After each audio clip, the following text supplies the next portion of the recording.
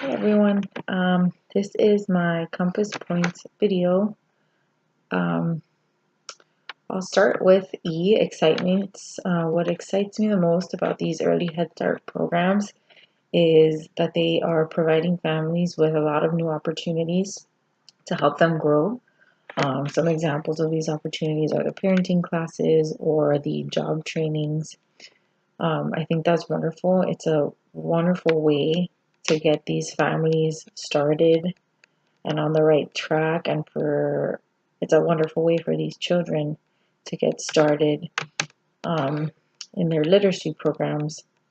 So I think they're wonderful. I actually did not know that anything like this existed, um, but I am all for it. I think it's such a wonderful thing that we have them. Something that really worries me about the readings and from the video is that some families are only speaking about 150 words to their children, and that most of these words are related to business and financial troubles. And as a mom, I find that absolutely mind blowing. This pretty much means that these families are not having meaningful discussions with their children. They're not talking to them about their lives or their feelings or what goes on in schools. They have basically no connection to their child's everyday life, and that is crazy to me.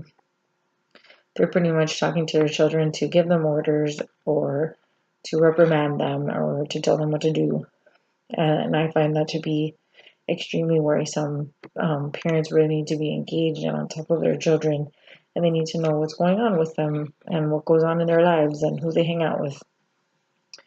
So I found that to be the most worrisome of all. Needs. What do I need to know? The only thing that I would really like to know is if every early Head Start program in every area offers the same benefits, or if this is something that's just dependent on where the program is located. I think that would be interesting to investigate. My stance on these programs is that they're awesome. I think that if this program is available to you, you should take advantage of them. Um, especially if you can use the boost and if you can move forward with their help. Why not? Why not take the help that's offered to you? I'm like I said before, I'm so glad that programs like this exist. And I hope that if I ever, come into contact with a family or a student that could benefit from this, that I'll remember to direct them towards this program so that they can get exactly what they need and move forward.